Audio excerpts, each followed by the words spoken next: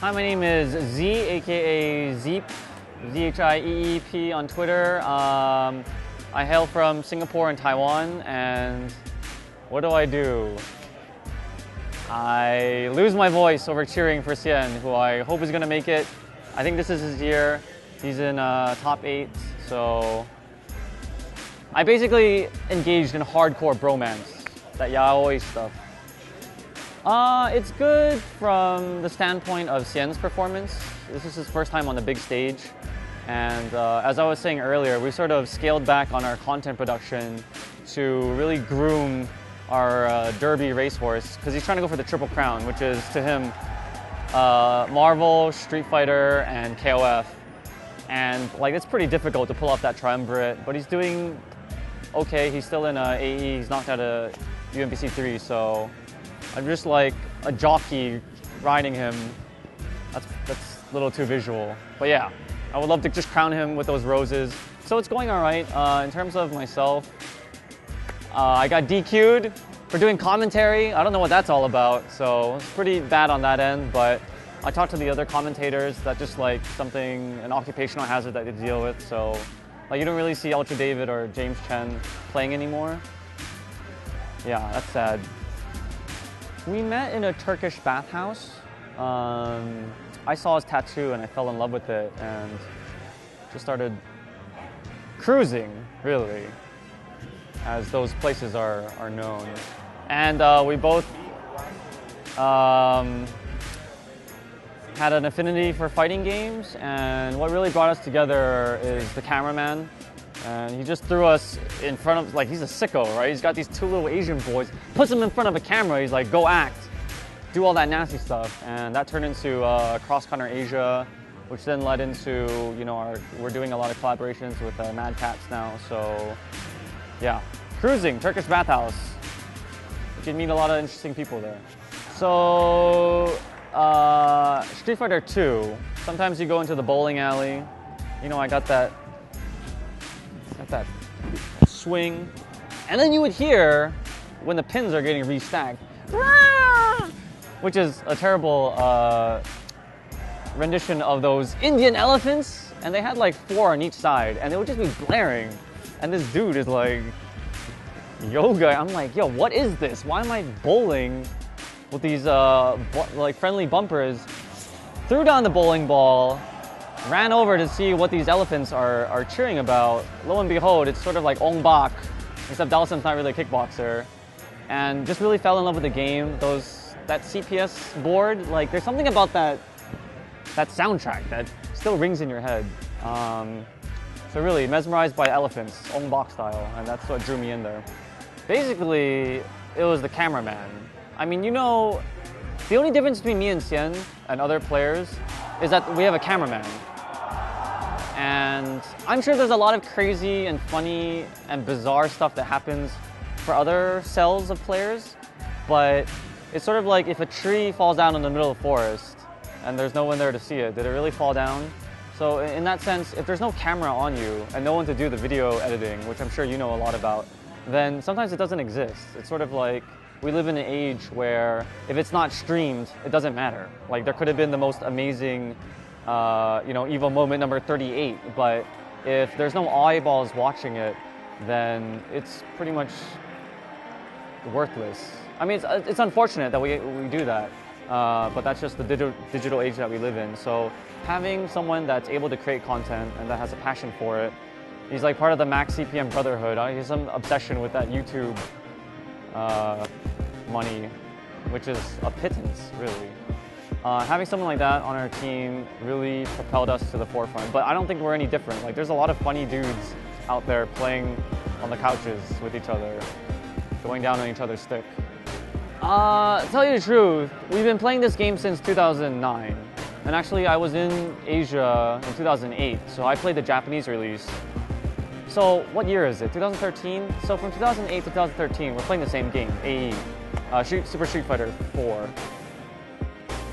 And unless you're like an absolute nut or a top player, which depends on this game to, you know, eat, then there's gonna be some ennui that sets in. Like, there's boredom with the game, and the only way, if you're eating like bland potatoes from Ireland and you're trying to fight off the famine, sometimes you gotta put a little Tabasco on it, otherwise it just tastes like potatoes and you're dying, and that guy's painting you and making millions off of you. So I feel like that my mindset is the same with everyone else. We've been playing the same game, and I'm really excited for the update, but until that time comes, like, put Tabasco on everything. Just add humor to everything, and it makes it more palatable when you're dealing with such an old game.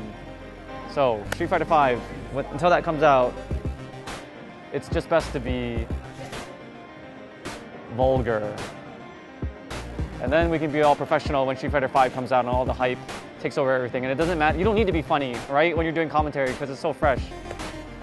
Street Fighter V, I don't know when that's coming out. Xbox One, PS4, Wii U, maybe? Singapore, like a lot of other Asian countries, I would say that their gameplay is very high, top-notch. But what Asia lacks is content creators. I really feel that America's on the forefront with that. America's also good, really good for commentary and community. And so when I used to think that, you know, Japan was so godlike with everything in their gameplay, but then when you spend a little more time in the scene, you see that there's a lot of other strengths that the West provides. And I mentioned earlier, like, when people come to EVO and you see the scale of everything and the camaraderie and the friendship and the fraternity, that's something that they lack in many Asian communities. So it's a balance between godlike gameplay. Do you want the godlike gameplay, or do you want the fraternity of the FGC? And I don't know I think America has struck a really good balance. There's like godlike players, you know, there's Justin Wong, but they also have really hit down community. You see that they're doing scholarships for students. They're doing donations for breast cancer research. And so when there's a lot of adoration for maybe Asian gameplay, but in the totality of it, I really think that America's in the forefront, and, you know, the Cannon brothers are really responsible for that, as well as the other TOs. Jabali, like, he really pushed the envelope with CEO. So I think it's important to consider everything as a stream monster, to consider everything, all the aspects, content creation, commentary, and the openness of the environment, and the willingness to accept others in the community, like people of different color, socioeconomic backgrounds, gender, all that stuff.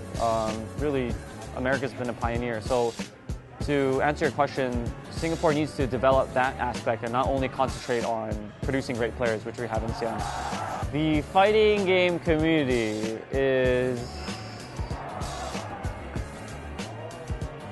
When I get really emo, I feel like it's all going to implode, and I'm trying to sail off into clear,